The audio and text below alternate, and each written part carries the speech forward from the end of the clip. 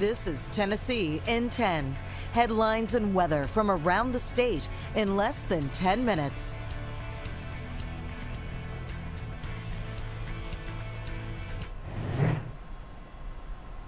Good morning, I'm Alexandria Adams. Here are some of the top stories we are covering throughout the mid-state.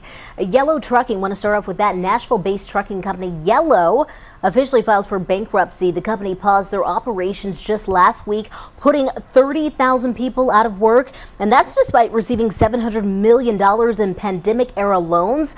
They've had some financial trouble for some time now. Yellow has been open for nearly 100 years, and they've worked with a lot of big retailers, so places like Walmart, Home Depot. Experts are saying, though, it will have minimal impact on the supply chain. Also making headlines this morning, a man was shot while walking his dog, and police are looking for that suspect right now. Happened Friday morning in Nashville's Midtown area. That's the video you're seeing right there on your screen. The 52-year-old man tells police 2 men walked up behind him and his dog lunged at them. Now, the man says his dog did not bite either of those guys, but it started an argument. The next thing he knew, one of them pulled out a gun and shot him.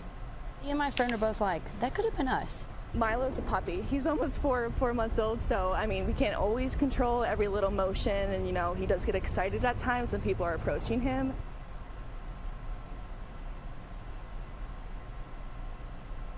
All right, so also making headlines this morning, we're hearing from Putnam County school parents talking about a new school truancy policy. So Judge Stephen Randolph is saying that any student who has more than 5 unexcused absences will have to do community service at the county recycling center. Now, parents, they can also face jail time for their child's unexcused absences.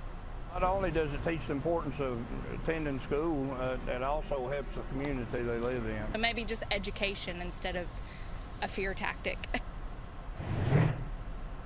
Well, good morning. I'm Casey Wheelis in the WVLT newsroom. This morning, we are waiting to learn more from state investigators after they visited JL Ranch in Sevier County on Friday.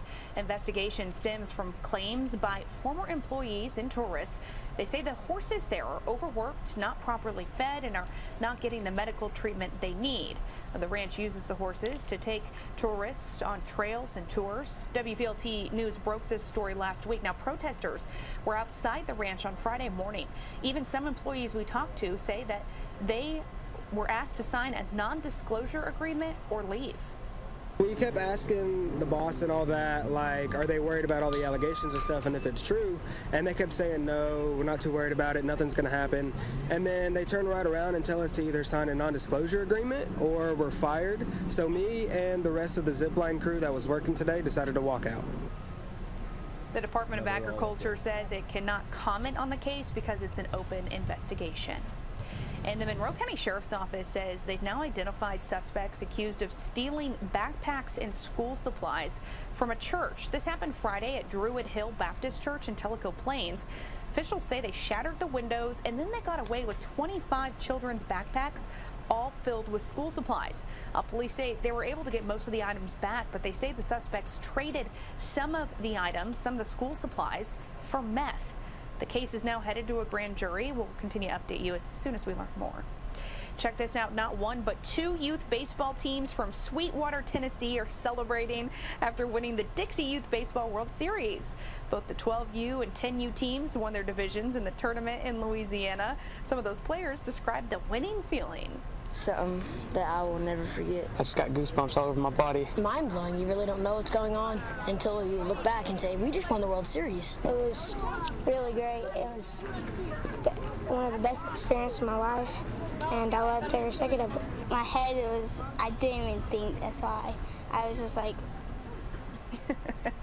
Congrats to them. Coaches say this is the first time in Dixie Youth Baseball history where 2 teams from the same city won the World Series in different age groups. So we're awfully proud of them. Well, those are some of your headlines from East Tennessee. I'm Casey Wheelis. To severe thunderstorms are expected across parts of the state as we go through the late morning and into this afternoon. Now, the highest severe weather risk right now is east of I-65. It's out toward the Cumberland Plateau and out in parts of East Tennessee. Knoxville, Chattanooga sitting at a 3 out of 5 on the scale. In far northeast Tennessee, it's even a 4 out of 5. Then as we work our way to the west, the severe threat, while it doesn't completely diminish across the entire state, it does get a little bit less end of a threat from Nashville back through Memphis and even up near Tiptonville. There really is no severe weather threat. This will be the main area of concern as we go into the late morning and early part of the afternoon. Damaging wind gusts will by far be the main concern. We could see some good size hail, though, certainly some flooding downpours, and I am not ruling out an isolated spin-up tornado. So let's quickly show the timing here. By the time we get to around the start of our afternoon, 1, 2 o'clock, widespread scattered showers and storms in East Tennessee, and then all of that finally tapering off later this afternoon and this evening. I'm Alexandria Adams, and that was your Tennessee in 10 headlines. For more news and weather, download the free WSMV4 News app.